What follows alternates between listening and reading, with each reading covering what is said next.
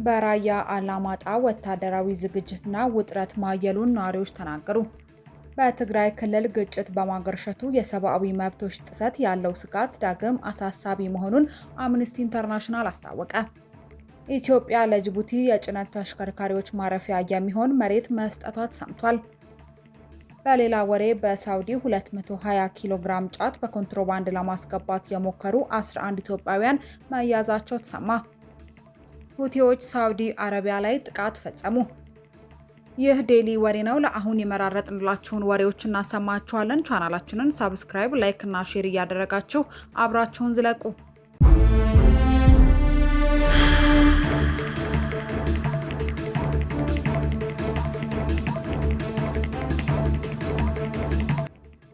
በራያ አላማጣ ወታደራዊ ዝግጅትና ውጥረት ማየሉን ነዋሪዎች ተናገሩ። ከቀናት በፊት በሱዳን አዋሳኝ ሸረሪና በፌዴራል ኃይሎችና በህወሓት ታጣቂዎች መካከል የነበረው ግጭት ጋብ ቢልም በራያ አላማጣ ግንባር በኩል ግን ወታደራዊ ዝግጅቱና ፍጥጫው ማየሉን ነዋሪዎች ተናግረዋል። ስማቸው እንዳይጠቀስ የፈለጉ የአላማጣ ከተማ ነዋሪ የህወሓት ሰራዊት በራያ ግንባር በጨርጨር በቢሶበርና ሌሎች አካባቢዎች ተሰማርተዋል ይላሉ። ህወሓት ሰራዊቶቹ ብዙ አርሚዎች በራያ ግንባር አሰማርተዋል። ለጦርነት ዝግጁ እንዲሆኑ መመሪያ ወርዶላቸዋል። ዝግጅቱ ያለው አሁን በጨርጨር በኩልና ቢሶበር ነው ሲሉ ተናግረዋል። አሁን ባለው ወታደራዊ ዝግጅትና እንቅስቃሴ ጦርነቱ በማንኛውም ጊዜ ሊጀምር ይችላል የሚሉት የራያ ወረዳ ነዋሪ ጦርነቱ በተጀመረ ቁጥር ጉዳት የሚደርስበት የራያ ማህበረሰብ በእጅጉ ነፃነቱን ይሻልም ሲሉ ተደምጠዋል።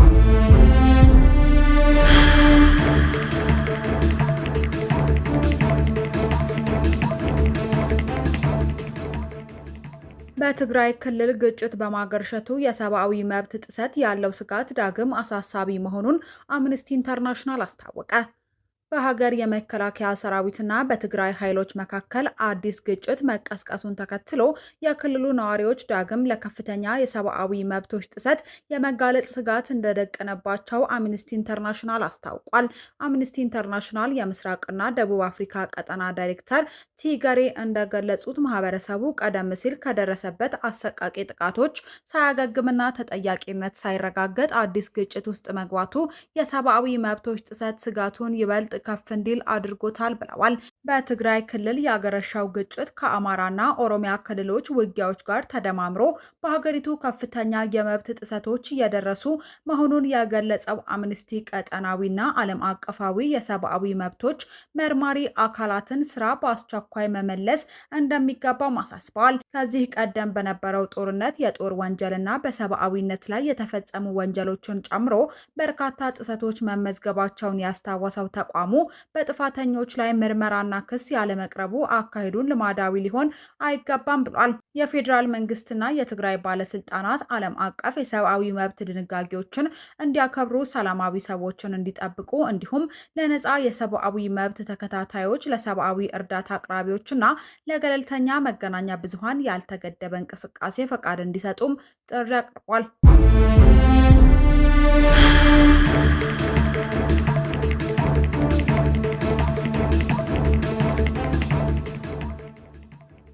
በሌላ ወሬ ኢትዮጵያ ለጅቡቲ የጭነት ተሽከርካሪዎች ማረፊያ የሚሆን መሬት መስጠቷ ተሰምቷል። ኢትዮጵያና ጅቡቲ በሁለቱ ሀገራት መካከል ያለውን የንግድና የትራንስፖርት ኮሪደር ለማዘመን የሚያስችለውን ታሪካዊ ስምምነት በመተግበር በሞጆ ከተማ የመሬት ርክክብ ፈጽመዋል።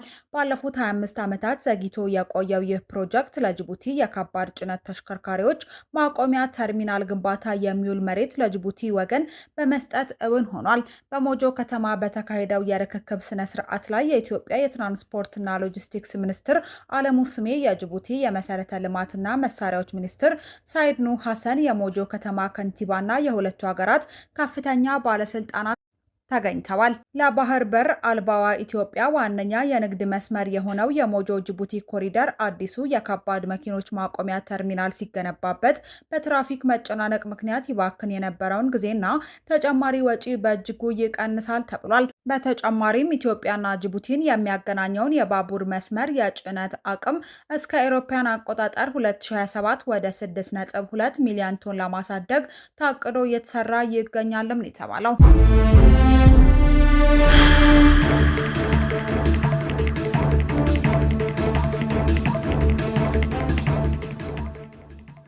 በሳውዲ 220 ኪሎ ግራም ጫት በኮንትሮባንድ ለማስገባት የሞከሩ 11 ኢትዮጵያውያን ተያዙ። በሳውዲ አረቢያ የጃዛን ክልል አልዳይር ዘፈር የድንበር ጥበቃ አባላት 220 ኪሎ ግራም ጫት በህገወጥ መንገድ ለማስገባት የሞከሩ 11 ኢትዮጵያውያንን በቁጥጥር ስር ማዋላቸውን አስታውቀዋል። ተጠርጣሪዎቹ የሀገሪቱን የድንበር ደህንነት መመርመሪያ በመጣስ አደንዛዥ እጽ ለማስገባት ሲንቀሳቀሱ የተያዙ ሲሆን አስፈላጊው ህጋዊ ሂደት ከተጠናቀቀ በኋላ ከተያዘው ዕቃ ጋር ለሚመለከተው የፍትህ አካል ተልከዋል ሲል ሳውዲ ጋዜት ዘግቧል።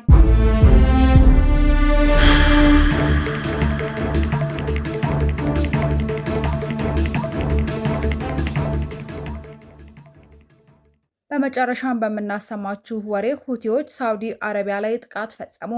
በኢራን የሚደገፉት ሁቲዎች በሳውዲ አረቢያ በሚገኘው አየር ማረፊያ ላይ ጥቃት መፈጸማቸውን ማክሰኞ ዕለት አስታውቀዋል። አማጽያኑ በሪያድ ላይ የባህር ላይ እገዳ መጣላቸውንና የሳውዲ መርከቦችን መምታታቸውን ተከትሎ በሁለቱ ተቀናቃኞች መካከል ያለው ውጥረት እያየለ መጥቷል።